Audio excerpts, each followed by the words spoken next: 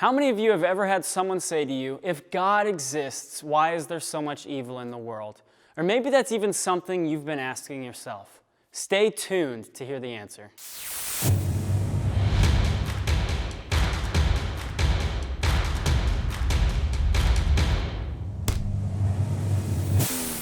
I'm pretty sure we've all asked this question, if God exists, why is there so much evil? Now, unfortunately, there are many people who allow this question to get them to a place where they walk away from God entirely and say, He must not be real. But that's a big mistake, and here's why. Even if you say God doesn't exist because of all the evil in the world, you still have a problem. Evil. Evil still exists, and here's the truth. Atheism is a worldview that has no solution for evil. And here's what I mean. Even atheist professor Richard Dawkins said this.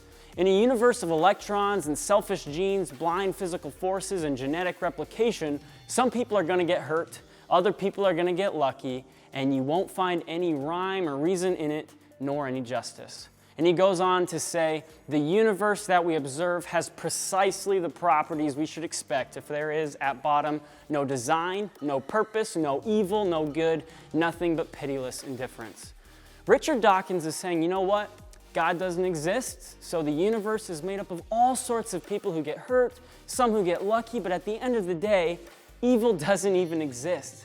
But that's simply not true. We've all experienced evil and it does exist. So as you can see, denying God's existence doesn't get rid of the problem of evil.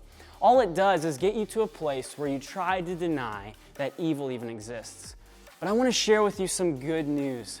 Christianity actually makes sense of all this, and here's how.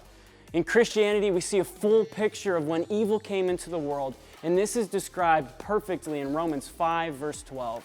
When Adam sinned, sin entered the world. Adam's sin brought death, so death spread to everyone, for everyone sinned. This is why there is evil in this world, because Adam sinned and sin spread to everyone. That's why we see pain and suffering and death. But here's the thing, Christianity doesn't leave us there.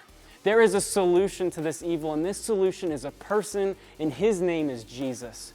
Going on to verse 17, we read, for the sin of this one man, Adam, caused death to rule over many. But even greater is God's wonderful grace and his gift of righteousness, for all who receive it will live in triumph over sin and death through this one man, Jesus Christ. Did you catch that, friends?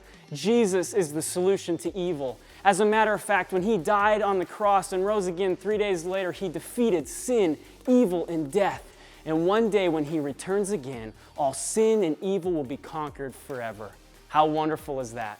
So as you can see, evil doesn't disprove God's existence, but the one thing it should do for you today is make you run to the only one who could defeat it, and that is Jesus Christ.